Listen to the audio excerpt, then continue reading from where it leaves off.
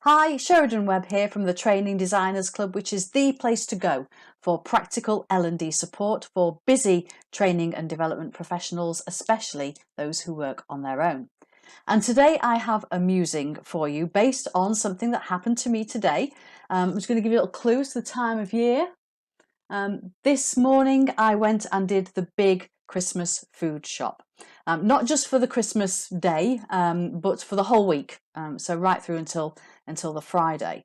And so went off to the supermarket. I knew it was going to be busy. I was very well prepared and got to the supermarket and found that I had left my list at home.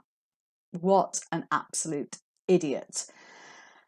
So no intention of going again. So I went round on memory and put everything in my trolley that I thought we needed. When I got home, I found my list, which I had left by the coats, and was delighted to discover that actually the only thing that I'd forgotten was tomato puree. And I can manage without that, to be totally honest. That's for a meal later in the week. It's fine, we don't need it. So I was really very relieved that I'd got everything I needed on my list. Phew. So why is this amusing, and why is it related to training design? Well, the fact is that as I make this list, and many of you will probably do the same, at the top I write down the meals that we're going to have. So I visualize those meals. I think about what ingredients I need to make those meals. I go through the cupboards and see what we've already got and what we're going to need, so where the gaps are. So I have a very visual idea of what we've already got and the meals as I'm preparing them. Then, of course, I physically write the list. So I have the memory of writing the words as well. So that's 2 points of contact, or 2 ways that I've already thought about what I'm going to do when I get to the supermarket. So when I get to the supermarket, this is obviously an incredibly useful guide for me. Make sure I don't forget things. But as I found today, even without this, the fact that I've gone through that twice in my mind means that it's in my head well enough for me to bring home all the things that we needed. So very much that visualization of the meals, the looking at what we've already got, and then the writing it down. So three things actually, which mean that it's very easy to bring to mind.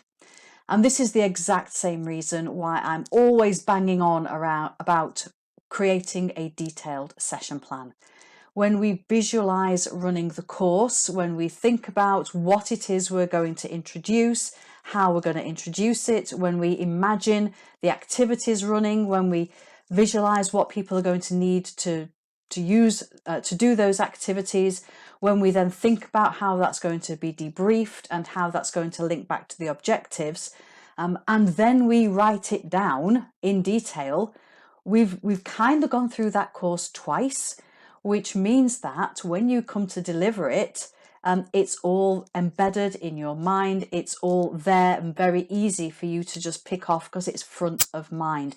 You're not having to work it out as you go along because everything but the fine detail has already been done. You've already done that hard work, as I'd already done the hard work when I thought about the meals that I was going to prepare and then created my list. So that's my musing for today. A sort of festive one, but only really to do with the time of year because I do make a list every single week. So if you were ever in doubt about creating a detailed session plan and really putting the effort into proper preparation for your training, I hope that makes you think about the value that it adds, and it's way more than just the piece of paper that it's on. For more information, for more hints, tips, guides, courses, resources, please check out the Training Designers Club website. It's www.trainingdesignersclub.co.uk, and of course find us on YouTube for more hints and tips like this one.